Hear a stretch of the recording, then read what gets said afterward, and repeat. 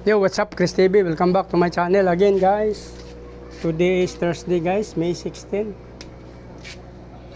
Dito ako sa labas sa bahay ko, guys. Dito sa aking mga breeder.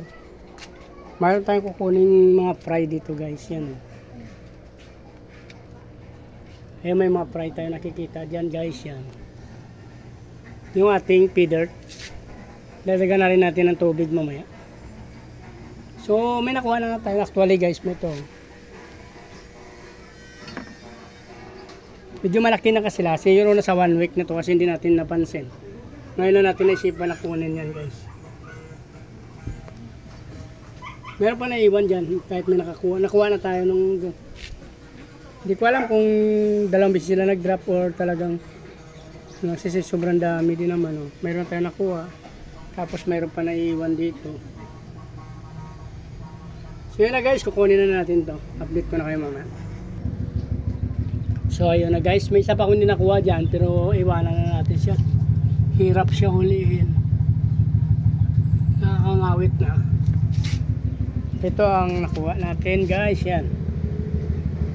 Hindi natin alam na sobrang dami. Siguro dalawang female ang nag-drop nito, guys. Yan, ang dami. Ang papakain yan? Meron din. 50 to 60 piraso, guys. Yan ang dami.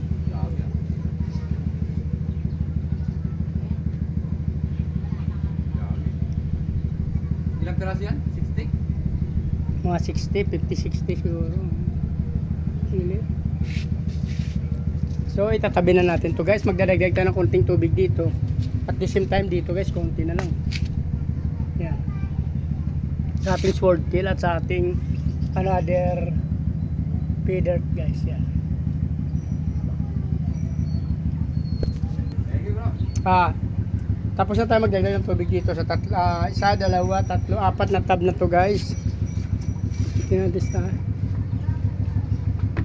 Ito nagdagan pa natin pala kasi tatlo pa na ito nagdagan, isa, dalawa, tatlo, tsaka yung isang yung nasa ibabaw. Pero ito hindi pa pala nagdagan. So magdadagdag din tayo ng tubig dyan, guys. Natin mga breeder. Meron isang malaki dyan na konti na hindi na natin kinukuha. Diyan na lang yun siya hanggang sa lumaki. So ilabilangin pa natin yung ating male. Sa 2, 3, 4 pa yung male dito, guys. Sa 2, 3, 4, 2, 4, 5, 6, 7 yung ating female. At mayroong isang juvenile dyan na babae din. Yan. Okay naman yan. Nakalagay yan dyan sa ilalim. So mukhang wala namang nakikialam na ngayon. Simula nung may CCTV dito at dyan sa aking kapitbahay. So, pero minsan meron pa rin. Hindi natin may iwasan ng mga kabataan na sa tabi ng kalsada lang kasi ito, guys, yan. So, magdaragdag na tayo ng tubig. Yan. Ito pa kasi isang breeder natin, Horntail, hindi pa nanganganak. So, yun lang, guys. Yak limit natin to. Pag-isipan ko pa kung saan ko ilalagay ito. Sobrang dami. 50 to 60 up to, guys. Yung mga anak nila.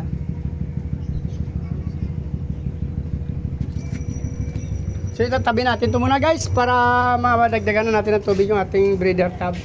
So kung natapos yung video at nagustuhan nyo, guys, please like, follow, subscribe my YouTube channel. Sama nyo na ng notification bell, guys, para updated kayo sa video na in-upload natin sa araw-araw. Maraming salamat sa patuloy na pasuporta at panonood ng aking mga video. Pag-follow nyo na yung aking Facebook page, Chris Molleno, guys. Mabuhay kayo hanggang gusto nyo. Bye-bye!